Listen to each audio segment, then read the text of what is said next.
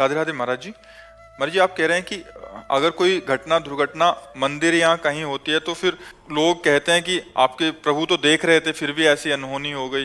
तो प्रभु तो तब भी देख रहे थे जब आप पाप कर रहे थे। उस समय कुछ बोले थे क्या? प्रभु तो उस समय भी देख रहे थे जब आप पाप कर रहे थे। तो जब परिणाम आएगा तो चाहे मंदिर में हो और चाहे आप धाम में हो चाहे गली में हो, वो तो सर्वत्र भगवान विराजमान है। अवश्य में भोक्तव्यम कृतम कर्म शुभाशुभम।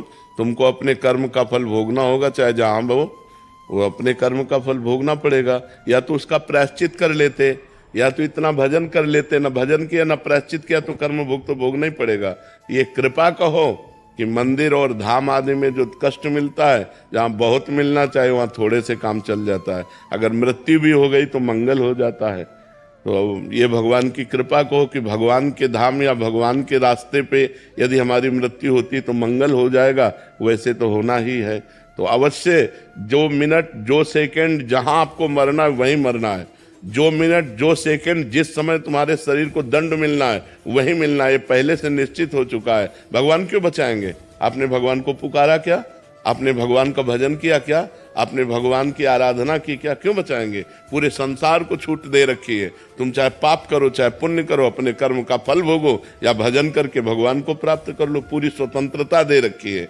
आप जो कर्म करोगे वैसा दंड आपको भोगना पड़ेगा। अच्छे कर्म करोगे अच्छा फल मिलेगा, बुरे कर्म करोगे बुरा फल मिलेगा। भगवान को भजो और भगवान की शरण में हो जाओ, फिर भगवान जिम्मेदारी ले लेते हैं।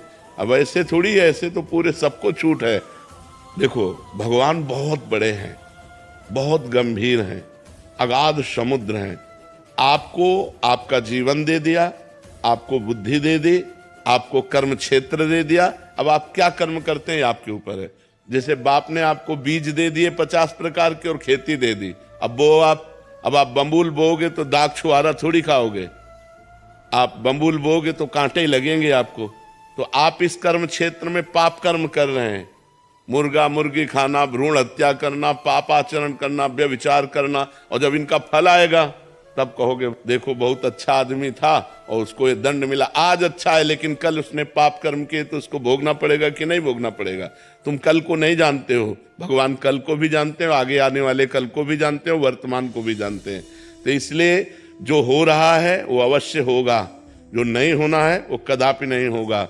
हम अपने आचरणों को सुधारें, आगे हमारा जो समय आने वाला है वो मंगलमय हो जाएगा। यदि हम आज भजन करेंगे, आज पापाचरण त्याग कर देंगे तो कल हमारा बहुत अच्छा रहेगा। और अगर हम भगवान से नहीं जुड़ेंगे, पापाचरण करेंगे तो आज भी दुखमय है और कल और दुखमय होगा। ये पक्की बात समझ लो।